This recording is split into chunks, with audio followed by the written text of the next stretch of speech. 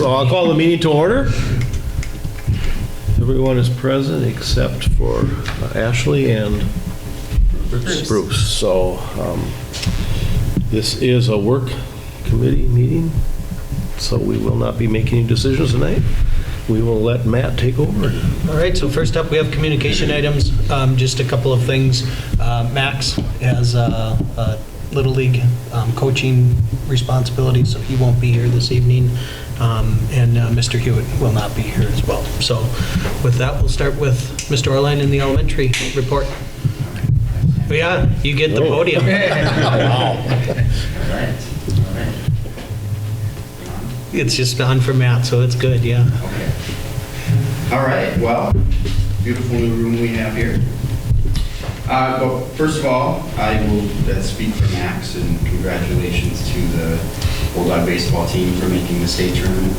There will be some type of a send-off on Thursday morning. Amy Bass in the office, I think there's final acts and some things with that. So they play at 12:30 against Pearl. Some elementary stuff.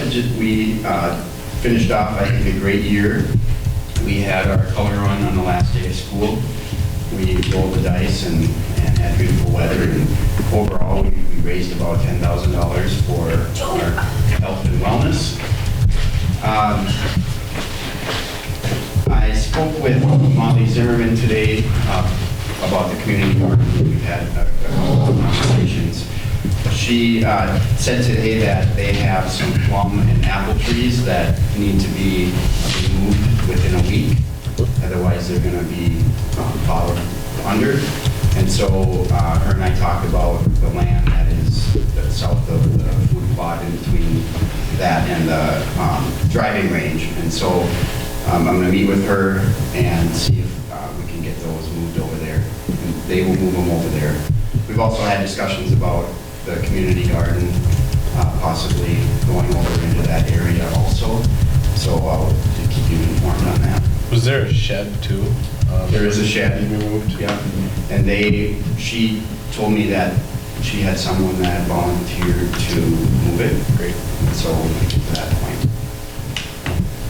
And we're working on getting a meeting together with some of our FFA alum and people from the community service center on that. Let's see, handbooks for the high school. We'll be meeting with a group of teachers on the week of June 24th to start sifting through all of the handbooks that are at the secondary building.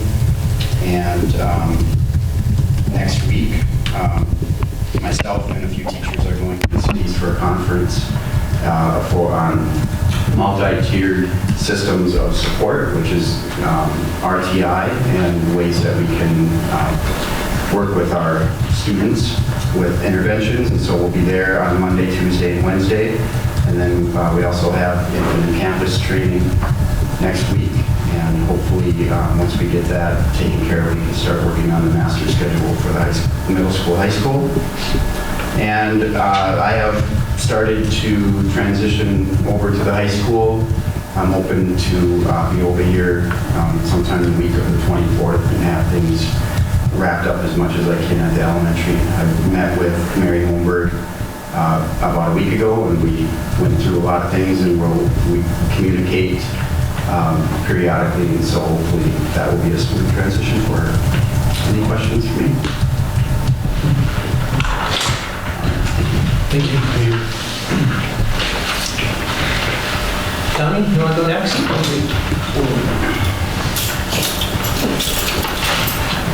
Hello, everyone.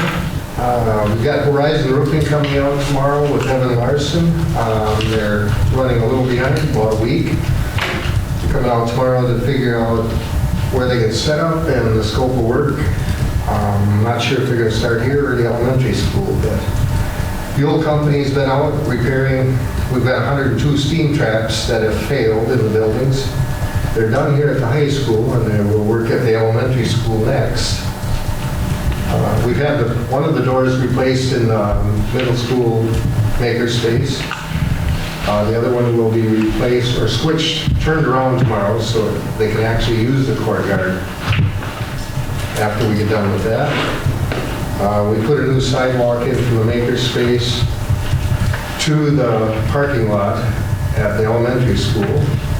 And then they replaced 5 other sections of sidewalk that we had at the elementary school that needed a little work. Makerspace is painted, the middle school makerspace. We're ripping carpet out now, and it's been a joy. It's been 2 days. There's some pictures of what we're doing.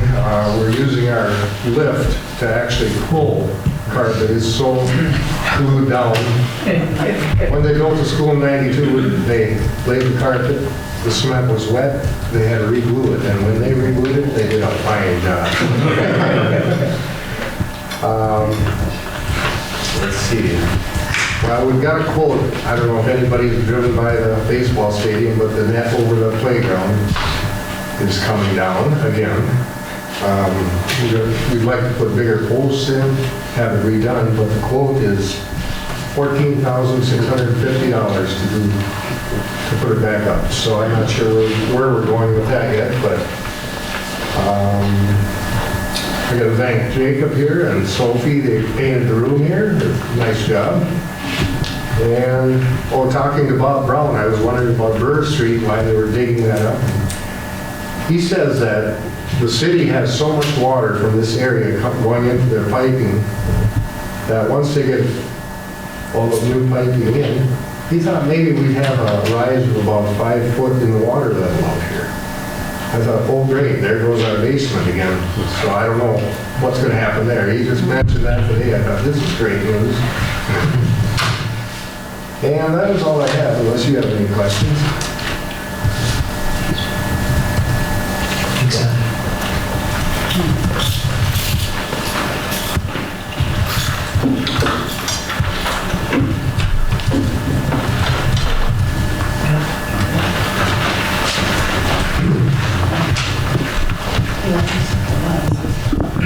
All right, good evening, everyone.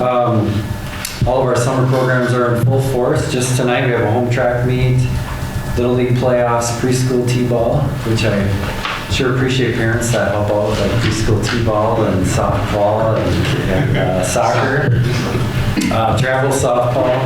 So there's lots of things going on tonight, like usual. One thing I want to talk about, Jacob's got an award he's applied for a video. So if you go to our YouTube channel, if you could like his, what's the first one we put out there? It's best live webcast. Correct. Yes. So if you could go to our YouTube channel and like that, that's part of the vote. So we're hoping he gets some awards. And do you have 3 more? 2 more. 2 more. Yeah, 2 more videos that he's going to submit for that. So. Otherwise, on track for actually just started working on the fall book today. So we're always trying to be ahead. So if you have ideas of new activities or programs, otherwise we're just solid booked through the summer with all our activities. Any questions for me? Thanks.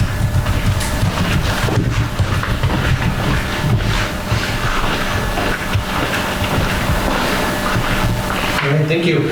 Next, we'll move on to the VIVA plan documents. So there are 4 documents that are in Drive. They are all somewhat lengthy documents, but they are in there. I just want to give the board kind of a little background on this.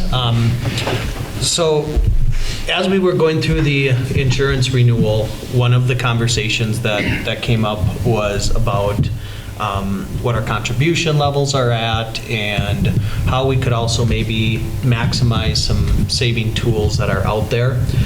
Right now, the district does have participation in high deductible health plans that then have a savings mechanism attached. The only thing right now that we have approved or that we have contracts for is a health savings account or an HSA, which is good. That's what most employees would be using or accessing anyway, because the nice thing about an HSA, it can be either an individual can fund that or an employer can fund it. There is another tool out there, and it is Aviva. And the big difference between the two is Aviva is only employer dollars. That's the only thing that can actually go in to Aviva. So in our conversations with the Hold agency and our health insurance provider, and Further, who is the company that administers our health savings accounts. We got talking about the possibility of being able to offer employees a VIBA option. It certainly is available. It does require the board to sift through some plan applications and be able to submit those. There are some rules that would need to be followed once we start getting to a point where we would be funding any dollars into a VIBA. So for instance, if we had a group that negotiated a health insurance contribution of $500 into a VIBA, there are just rules about how it is we can do that. That's completely legal. It's just there are stipulations as to how that needs to go about. So these documents are just there for your information. This is something that's going to come back at the regular business meeting. My opinion is we should really have whatever savings tools are available and on the market, we should try to have those available for employees. Not every employee would be in a situation where they would be able to contribute or fund or have the district contribute to a VIBA, but we do have some employees that potentially could do that. And so I just think it's important for us to have a kind of a full service of offerings. Again, these accounts work very similarly to the HSA accounts. If an account is opened up, there is a service fee through Further, which the district would be responsible for. I believe that's to the tune of about 95 cents per month per contract is how it comes out. I think right now with Further and all of the HSA contracts that we have for employees, the district pays about $400 annually in order to do that. So there is a slight cost, but again, I do think it is important that we try and have as many of those mechanisms available or tools available to employees, as you know, health insurance is not a simple topic and it can be complex. So questions at all about VIBAs? What's the primary advantage of VIBA versus HSA? Or, I mean, if not all employees can accept it, why not just stick with a plan, like an HSA plan where everybody can be part of it? So I'm not a tax professional, so I don't give tax advice. However, the biggest difference between a VIBA and an HSA is a VIBA is only employer dollars. So because it's employer dollars, you are not tied to the IRS contribution limits like you are in an HSA. Okay, so right now, and don't exactly quote me, but I believe the HSA family limit is like 7,000 something is what the limit is. If you can put more into your HSA than that, but then it's taxable, whereas the first 7,000 and change is not taxable. A VIBA, there is no limit to it because it's the employer dollar side of things. So then what's the percentage of, I mean, it might be difficult to answer this right now, but what's the percentage of employees that would not be able to take advantage of VIBA? And, what's that cutoff, I guess, of who's in, who's out? How does that work? Yeah, so right now, it is a small number of employees that would be able to take advantage of it. However, it's also something that I think is a tool that we should have available as we negotiate contracts as well. Because I do think something that is very reasonable is to look at increasing our contribution through potentially funding something like a VIBA. Okay. The other components to a VIBA that's a little different than HSA, I believe right now HSA dollars cannot be withdrawn in order to pay premium. So if you're an employee who's here for 30-some years, you retire, and you're in that gap area where you're not quite Medicare eligible, and so you need that gap coverage. An HSA you can't pay premium with, whereas a VIBA you can pay premium with. We were told we could. Okay, then it's the supplement to Medicare or something. There's a component to it right now, whereas the premium you can use with VIBA dollars, whereas out of HSA you can't. Okay? But again, I'm not a tax professional, so don't go and take my tax advice. You played one on TV. I played one on TV. It's an old commercial. Forget it. Never mind. I'm not a doctor, but I played one on TV. I did not even play one on TV. Okay. I had the same question Yep. as Thomas, but then also, you said this is in addition to, it's not replacing. Correct, yeah, HSA. yeah. So we would still offer HSA. I mean, an employee could still open an HSA. We would still have all the flex spending And then, tools that are available. and then is the cost to the district the same no matter how many employees take it, or does it go? It's based on how many Based on how many. contracts open Right. up. Just like right now, our fee, that $400 roughly, is based on the number of employees that are participating with an HSA. As that participation goes up, that fee is going to go up. Okay. Is this an either or? You do HSA or this Yeah. as an employee? Yeah, you would not be able to have both. So, okay, so this will be back in June, but again, those 4 attachments, I think collectively, they're about 150 pages or 160 pages. They're not I didn't count. the greatest to read, but It's a good bedtime reading. yeah, I bet it accomplished the task, so. Take a look at them. We will have these back then at the regular meeting at the end of the month. Any other questions? Okay, let's move on to the next item then, the facility educational information. So if you do go into Drive, I did put the draft presentation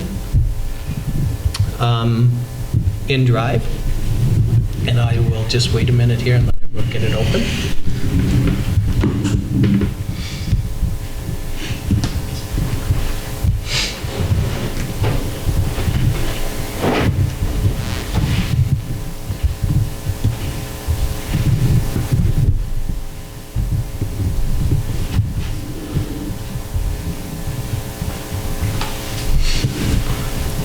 Anybody need assistance? I can't find it. You good? Scroll. Not present. On Board of Education. If you do the first time, I'll go to the school board education. June, you're on it. And then June 11. And then scroll down. There it is. I will say that the security of the building is nice and tight. I checked every door on my way around. I remembered at the last second I wouldn't be over there, but I had to drop my kid off for Little League, so. Okay, we ready to go? Yes. Okay, I just want to walk the board through this, and as we go through this, I am open to suggestions, thoughts, as we move forward. So what I have here is a draft of the presentation as far as the facility proposal. This is similar to what I have already presented when I was at the Paynesville Lutheran Church, so we'll just kind of spin through these. As far as an agenda, it should be about 4 items. I think it is important to talk about the future and kind of where the direction the district is going. The bulk of this then would be talking about the proposed facility, and then finally with ending with the next steps, which are pretty short, you'll see once we get there, and then open up for questions at the end. So when we talk about where things are going, I do think it's critically important, because really what is at the core of what this proposal is really founded on is talking about doing things differently than what we have. You know, one of the questions that I've got or received is, 15 years ago there were, class sizes of 115, and now we have class sizes of 75 or 80. If we're losing students, then why would we need to put more square footage on? I think it's a very reasonable question. And I think part of my response to that is always, we're not asking for more classroom space. I mean, if we're continuing to do and use the classroom space that was needed for class sizes of 115 or 120, we wouldn't be talking about a facility project. So what we're talking about is meeting needs of today and into the future is really where it's at. I reference a little bit about kind of my experience in school, and then put that forward if you go the next slide, talking about what kind of tomorrow's experience or what we're talking about trying to develop here. And I think what we're really talking about is this continuum of services. We've talked about it a lot, is having options and availability for kids to explore career and technical vocations, as well as a rigorous literacy foundation to develop kids who want to go to a four-year school, and really have that open to all and everybody. My experience was very different. I mean, it was, the mission when I was in school was simply, let's see how many kids we can get into a four-year school. And so I think now we're really looking at it from a broader perspective about how we can develop passions, interests in all students. Okay? So a piece of this is career pathways. I think as the board will see, that's one of the things that's going to be on the agenda for next year. We have a really good sample going on right now. If you look at, for instance, what we have done with some a health career pathway right now. You could take our core health class, our principles of biomedical science, biology, the Project Lead the Way course, health or human biosystems, again, a Project Lead the Way course, our CNA course, and now next year we're going to bring in a college course called medical terminology. You put those 5 courses together, I think that's a really good foundation for somebody who thinks they're interested in leaving Paynesville secondary school and pursuing something in a medical career. I think that's a good foundation to start. And I think it gives kids that option. Maybe they say, yeah, this is exactly what I thought it was. Maybe they say, oh no, this isn't what I thought it was. So, but that's an example of kind of the direction the district is going with career pathways. Next is to then really open that up, and how do we expand that to some sort of engineering and manufacturing pathway, a humanities pathway, or something along that way as well. Yeah. Are you taking questions, interruptions? Or do you want to wait till the end? Absolutely. Okay, this on the right, I don't know what slide we're on the right here though, on the career pathways. Yeah. That was confusing to me just because it looks like those are all different pathways. I wasn't sure exactly how that, if maybe it said pathway. This isn't a read-only document. This is. But are you showing people this? Yeah, this is exactly what my presentation is going to be about, and I'm going to actually walk them through exactly what this is. Right. But if it said like sample health career pathway, like if you were interested in health, I mean, it makes sense when you're explaining it. Got it, yes. But when you have this many words and I'm not listening very well and just reading instead, it's like, all these seem like they're all health careers. So you're thinking simple health career pathway. Right? Yep. Like if you were into health careers, Yep. then these classes would be Got on it. that kind of track, right? Yep, Does that make sense? yep. Okay, I got you now. Okay. So then the other piece is community partners.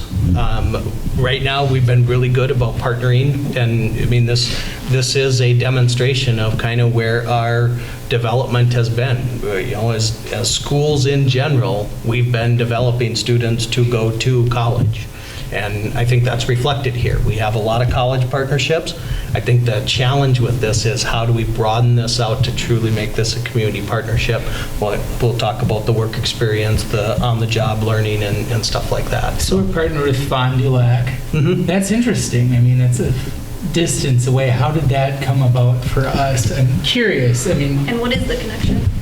So Fond du Lac is where we offer a variety of college in the school courses. So college in the school is where high school teachers partner with a professor from campus, and the high school teacher teaches the class under the supervision of that college professor. Is that the same as like an AP class? Or different? It's different in the fact that AP classes or IB classes, there's an assessment at the end. And you have to score a certain level on the assessment in order to be able to get your certificate for the college credit. Whereas college in the schools, it's a cumulative assessment. You take the course and you get a final grade at the end. As long as you get a passing grade at the end, then that credit will go on to Fond du Lac's transcript. At the end of your high school career, you contact Fond du Lac and request a transcript, and then when you're applying your freshman year, or your senior year, when you're applying for schools, once you would get accepted, you would contact Fond du Lac and say, hey, send a transcript to So the you can use University it of at Minnesota.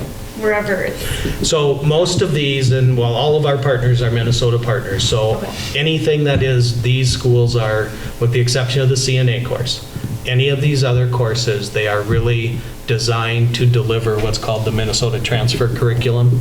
So those are core classes that, for the most part, will be accepted in any public institution in Minnesota. The privates in Minnesota are not required to accept them. Most of them will do some form of elective credit. They won't necessarily give you credit for credit. So if you take calculus, for instance, they may not necessarily give you a calc credit, but they would give you an elective credit. Yeah. Outstate gets a little tricky. South Dakota's been a little finicky. Their state schools have been a little finicky about it. But otherwise, most of the upper Midwest has been pretty good about accepting college in the school credits. I'm assuming Fond du Lac got into the business of it, 6-7 years ago when there was a big push for college in the schools. There were a certain number of institutions in Minnesota that really made a commitment to trying to make these partnerships with high schools. And I mean, it makes sense. I mean, where I come from, Minnesota West was all over everything, and so I assume Fond du Lac's kind of the same. Yep. So again, here, just stressing the idea of broadening this community partnership, expanding it to our local employers, industry, businesses, in order to bring those community, knowledgeable community experts into the school and assist in a variety of ways. So then when we get to the facility piece, much of this is taken explicitly from the board information that has been up to this point. So the current plan, the diagram of the current plan is there. The kind of that skeleton outline of what the plan all entails is there as well.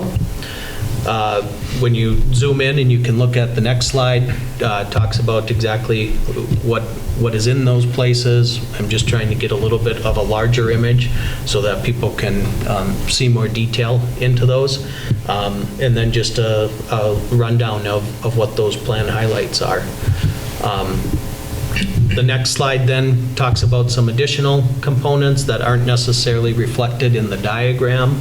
As far as the boiler replacement at both elementary and secondary schools, the indoor air quality improvements that are on the agenda for the elementary school, the renovation of the CTE classrooms and labs over at the secondary, and then the softball complex, and then it's kind of those hidden things that aren't necessarily glitzy, the site water retention and grading, parking lot expansion, ADA upgrades, and the sprinkling that needs to be done at the secondary building.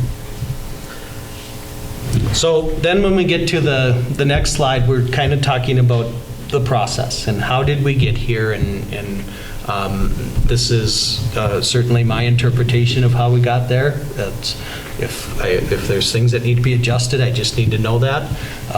My history here goes back to July 1st, so just keep that in mind. But I really look at it as there's three components that need to come together. You've got your district needs, your costs, and your community priorities. And to me, those three circles, where they overlap, that middle circle, that is what is really our project. Okay?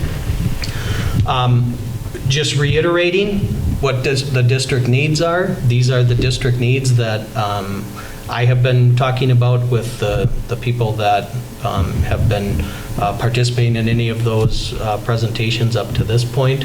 I think these district needs also go back, they've been talking about them here since as early as 2005. I can find historical documents that people were talking about them.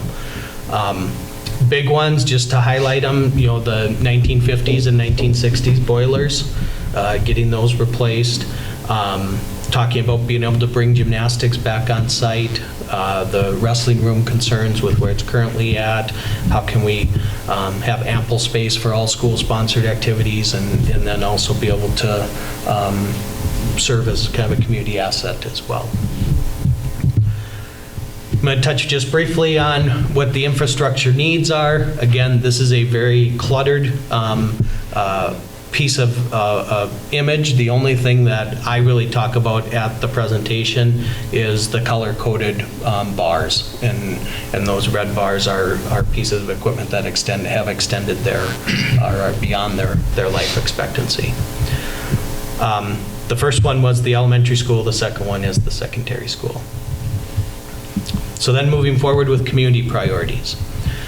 So as far as community priorities, it's just a summary of really the two different things that have happened. Back about 2+ years ago, there was a group of community members, I believe there was 80 or so, that came together and did the DOTS activity. I think it was more like 130. 130? 130 to 40 or something. Okay, did the DOTS activity, and so that's the where... more people, that's important that people realize how big a group that was. Okay. That was huge. That is where this first stuff as far as community priorities is coming from.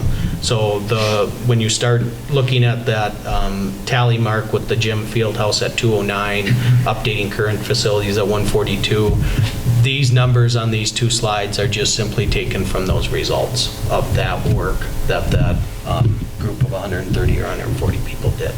Okay? The next component then is to talk about the school perception survey. And, that was conducted this year, April and into early May. 624 total responses, response rate of about 24%, which again, school perceptions was very happy with. There's just a couple of things that I have pulled out of here as far as what kind of school perception shared with, what is it that we learned out of it. I think the overall of those majority subgroups, 68% of respondents were in support of the district exploring a referendum, and then a large majority, 84% of the respondents were either satisfied or very satisfied with the district. So then the next piece is I just took all of the subcomponents that were in school perceptions survey and just simply put them in a rank order is all this is. Yeah. Without knowing the parameters, this looks kind of bad at a 2.52. I mean, if you knew that between 1.5 to 2.5 would be the average. Sure. Then that all of a sudden. Scale out of 10. Yeah. Yeah. Usually it's, even if it was a scale of 5, that looks bad. Okay.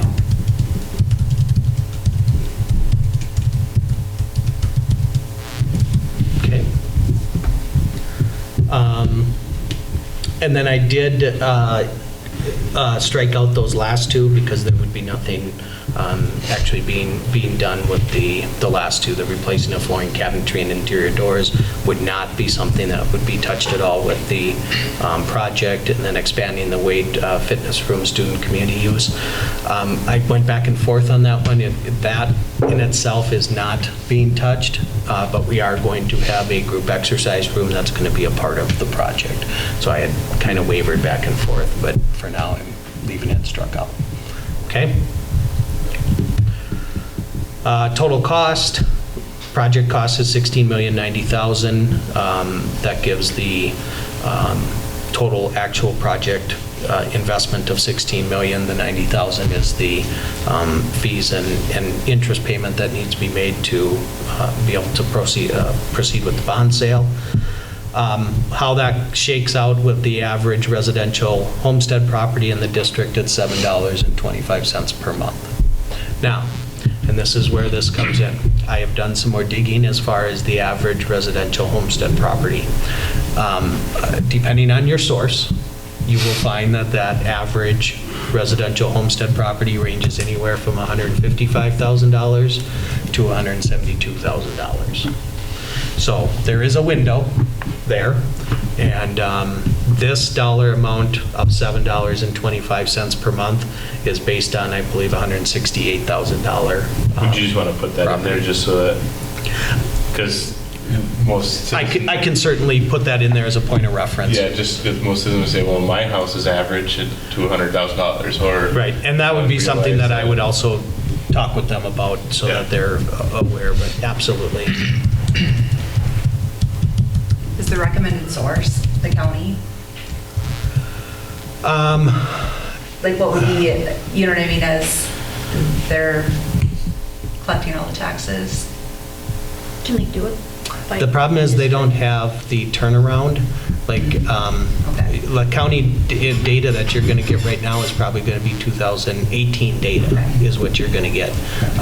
Whereas there are some other online outfits that are at least up through February of 2019. So that's why I just say, Okay. it depends on where you go to get your information. It wouldn't surprise me if I put $168,000 on here and someone says, well, the information I have is the average home is $175,000. And it could be right, based on wherever they're getting their information, so.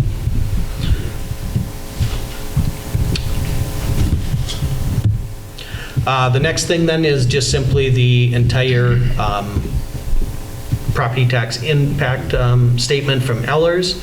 If you click on that heading cost, it actually will expand and you'll see the entire sheet rather than just that snapshot.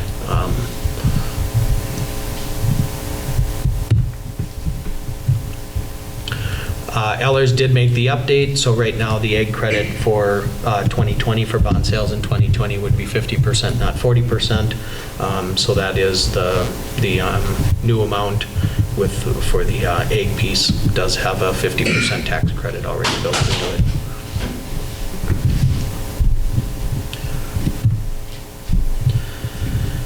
Talk a little bit about the taxes according to the survey data. And again, this is just a snippet taken directly from school perceptions and how the district arrived at the $16 million budget number. We'll use that school perceptions piece. The last, in the slide 25 was blank, and it was blank for a reason. And the question then becomes alternative planning as far as if the referendum does not pass. I do think that it's important to talk about that. I think the message is very simply that if the referendum doesn't pass, the needs are still going to be there.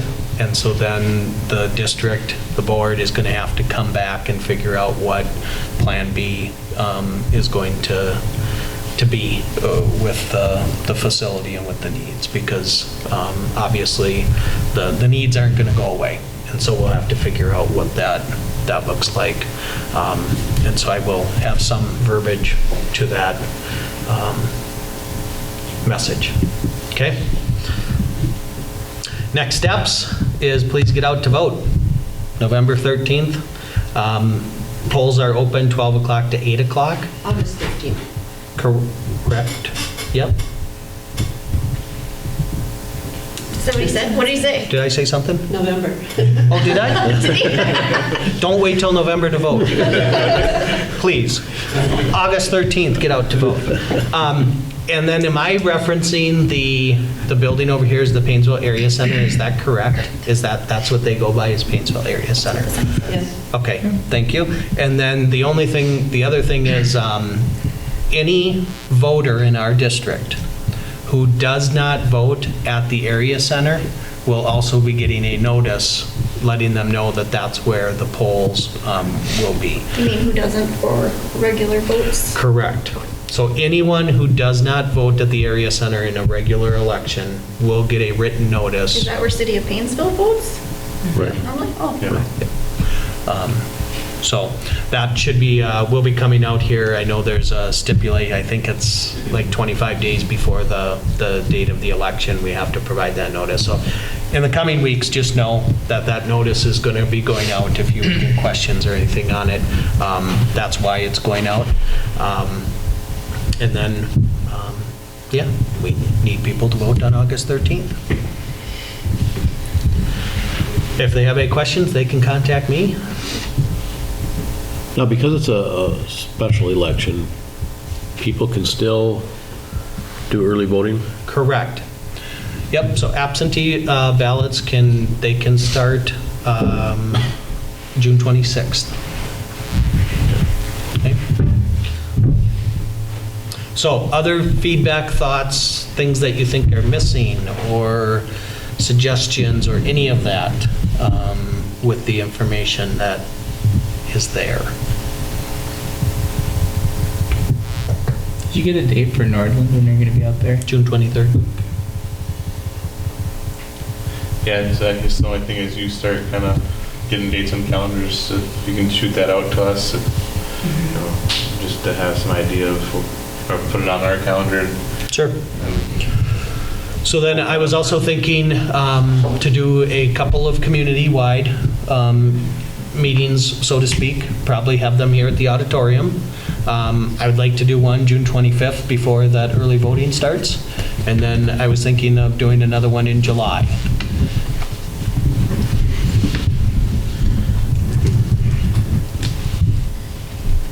When you talk about the survey, are you going to share the makeup of how it was done? So like people who fit into the different categories and perfect. Yep, we'll talk about the purple people and that type of stuff, yes.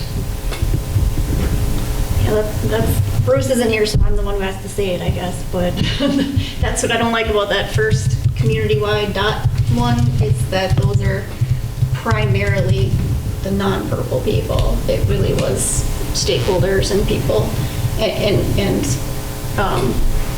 I think it's important to see that those outside of that are also the ones that are interested in seeing this. Yep. And I think the one thing that is about the school perception survey is the amount of surveys that were returned from people that do not have a direct connection with school right now. That is one of the strengths of that survey data, is that was a very well-represented group that was responded to that school perception survey.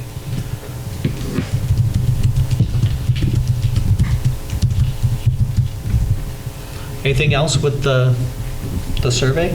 So are you coming up with a Or plan with B the- for everybody? Plan B for what? Under, if this doesn't pass, plan B is, I will have some options available. we don't have to. But I think at this point, what we just need to do is we need to just talk about what the needs are. I think the needs speak to themselves. I do believe, I know there will be people that disagree with me, but the beauty that I like about this is it is grounded in what the district's needs are, what the community's priorities are, at a cost that we believe is what the community finds as acceptable. I think that's the best thing that we can do to put in front of our voters. And from there, they need to make a decision. And we hope we get a lot of them to come out on August 13th to make that decision. So I think we have a quality product. Let's just inform people and educate people and then have them weigh in. Maggie? I'll be curious to learn for each different group that you're going to be presenting to, or someone will be, what their questions are, so that we can see the different demographics of what people are asking. Because the FAQ on the website that you shared, if that's where we can, those common questions, and then we start to know, okay, here are common questions that we can now start to market differently or educate different parts of the community in different ways. So I think the questions people ask, if we can have a collection of those, will be Yes. of value. Any other suggestions or thoughts?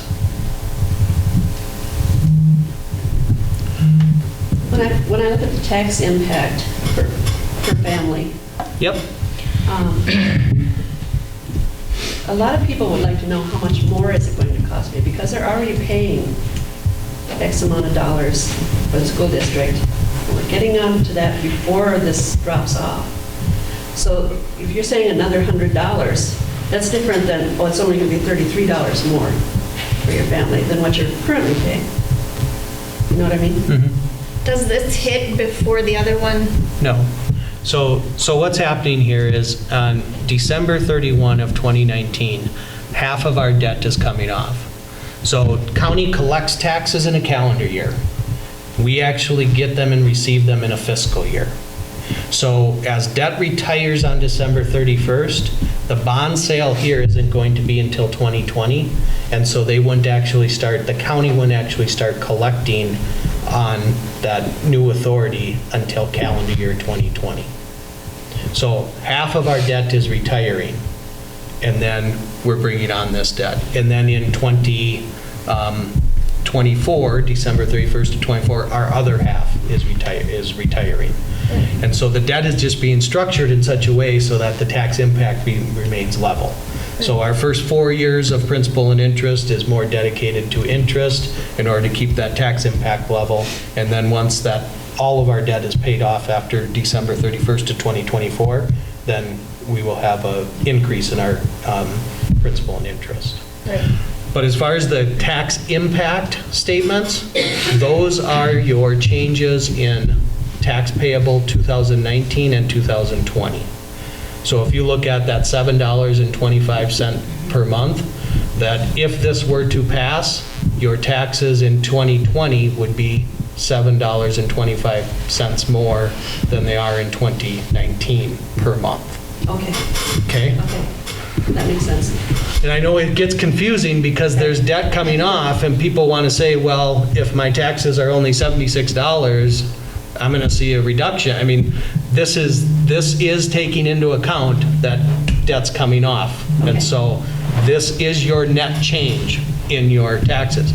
Now, the other thing that we have to be clear about, we don't control the assessment of property. So if my house this year is $150,000 estimated market value, and next year the assessor says it's $170,000, yeah, it's going to be different than $7.25. But again, the difference is you just added $20,000 of equity onto your house. So that's the other component that sometimes people get tripped up on, is you said, well, you said it was going to be $7 and it turned out to be $11 or $9. Well, is your estimated market value the same in 2020 as it was in 2019? Well, I seem to think all of our values or whatever taxable went up this year. I mean, mine certainly did. I mean, Yeah. But it's hard for us to, I mean, we can't, it's hard to predict, number one, what that is, and then to try and put that into there would be it'd be a difficult way to try and communicate it. So, other thoughts?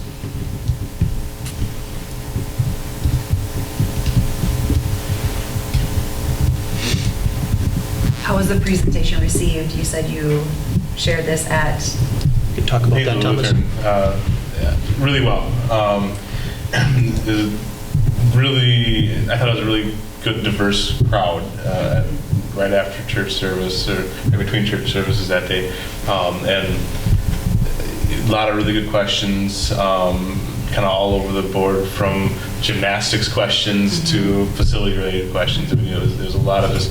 a lot of good questions. I like the changes that you've made here so far. I think we're on the right path of doing this. I think that meeting got me energized. I'm interested in going to more with them. And just kind of, like you said, hearing the questions from the community members and putting myself there as a school board member amongst that group as well, so that they understand how it was convenient for me. Because we went out of the church service and went to the meeting with Matt, and so that one happened to be real convenient for me. But yeah, it was really perceived really well. I thought everybody really appreciated the time that Matt spent to discuss this, and like I said, we kind of cleaned up a few things that made this a little more streamlined, a little better.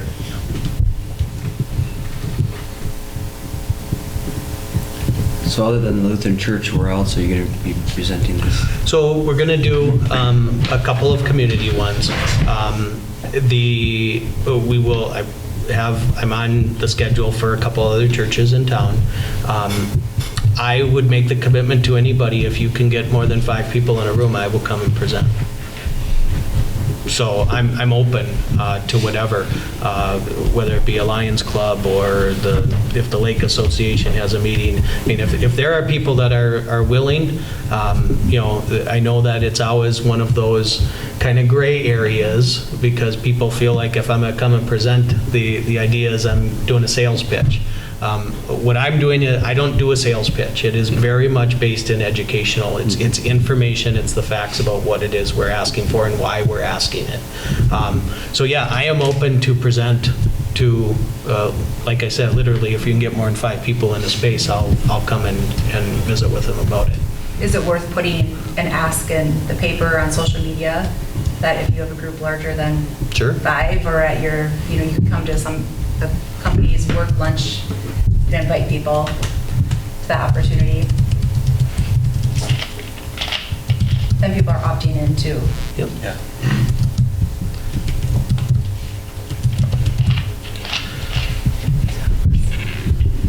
I think we could probably put something together at Cronus Ministries. I mean, that's a nice local location for some of the folks around the lake, so. Yep. We certainly have the meeting space for it, so. Sure. You mentioned possibly they'll do coffee and whatnot in the mornings and stuff too. That would be a great way just to kind of mingle.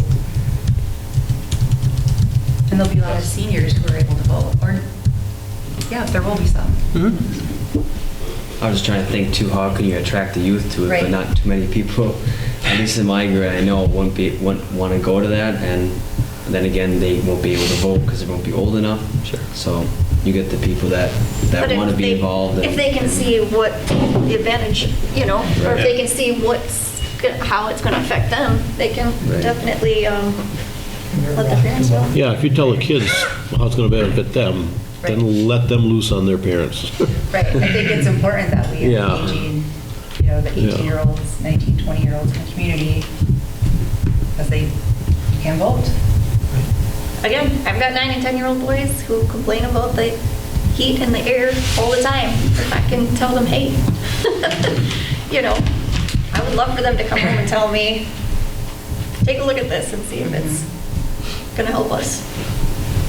I think either way, voter education is a very important thing. That way they can get the facts straight rather than some gossip or something And I'd that's not rather even in tone have- with reality. I mean, Right. it's important. I don't Either want to way. try and answer the question myself. That's why it's nice to have somebody that Mhm. either knows the answer directly or can say, I will get that information for you. So as I'm doing this more, I would like a board member at all of them. Thomas was at the Lutheran Church, and so as things get on a calendar, I will get a shared calendar out. And I do think it is important to have a board member at every presentation as well. Will we have brochures? Yes, And when will we have those? before June 25th. Okay, because that's another thing. I mean, you could have hit everybody out here tonight. Right. Yeah. Could have sent, Matt could have, somebody, we could have all gone out with brochures, You get the track meet, you get the softball, you get the baseball. We got the carnival out there. It's too bad, I think that's where community ed will be a big partner Yeah. because you're working with the coaches, you're having conversations with them. They can work with parents. But any brochures that we have that we could just take ourselves and just personally talk to people. And, I got basketball players with parents, and that's a key area because we're talking about basketball courts, but to be able to individually talk and say, if you could get 5 more people to vote yes on this, and you get 10, then that's 50, and that's, so, yeah, anything we can get in our hands, that would be great. The last thing that I have then is frequently asked questions are going to be coming out soon. Those frequently asked questions are just, actually, we have an admin meeting tomorrow morning. That's one of the things that we're going to spend a little bit of time on. So I will get those out shortly. Take a look at them, and when you see them, if there are more, and I know there are more, will you please just jot them down or email me and get them back to me so that we can continue to add to our frequently asked question library. And I can't stress enough, when you hear a question or something, send it to me, and we can get information that is based on fact to answer the question. Regardless of what the answer is, we can at least provide the facts associated with the question. So look for that in the near future. This would be really short turnaround, but with the parade, and is there any way possible that there could be a short handout or printout or something, like how could we incorporate, I mean, there's gonna be a lot of people in town. I know. I don't know if it's too late, if that's even a possibility, but. I've struggled with that same question. Even I just don't getting a have- group of students to hand out, you I don't know. have a good answer. But the organizations we've been in, parades are a poor place to hand out brochures. There's too much going on, too many kids, they end up in the street, they get stuffed into pockets. Yeah. You just don't have time to chat. Right. It's more of the awareness, like the August 13th date, this is happening. I'm gonna float. Just a few, but it's more like the feel good, like we're involved in the community. That's Pull something probably in my not a truck, fair I thing to guess. bring up like 2 days before it, As but long as it's got Canadian. A couple signs on the side of the boat and pull that through. Yep. We're good to go. Sit down and rent candy with a float. You know, I know we don't have like a local radio station, but I know a lot of older folks listen to like KWLM or Albany or whatever. I wonder if that wouldn't be a bad idea to have like a radio spot. Yeah, Cassim for sure. Just a thought.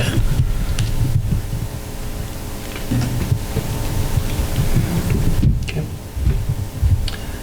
When you go home tonight, as you think more about this, if you have other ideas, thoughts, will you please email me what those are? I would appreciate it. Anything else?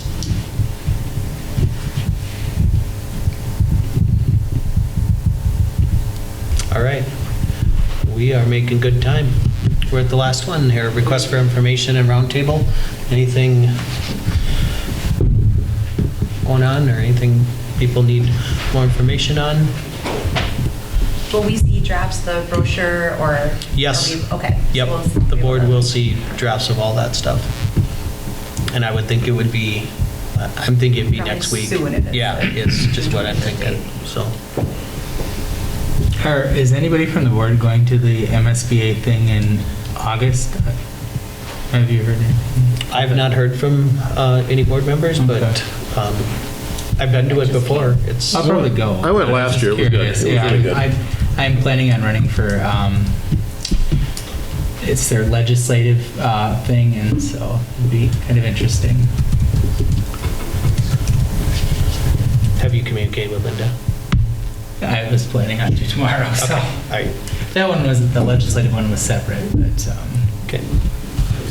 Anyone else, if you're interested in summer seminar, just let me know, and Linda can get you all set up, and I think they usually do it in the, is it the, And when is it's it? one of the hotels that. It's the one right off 694. Yep, just- it's on the north side of the cities, right? Yeah, it's right after 94. You get on Yep. 694, it's right there. Marriott. We call it West. dates. Yeah. What? We call it dates. It's August 5th, I think. Yeah, it's always in conjunction with the back-to-school superintendent's thing. I think that's August 6th and 7th, so. And it's just yeah. one day, right? Yep. Okay. A lot of good seminars and different things that you can, it's not typical of. Anything else?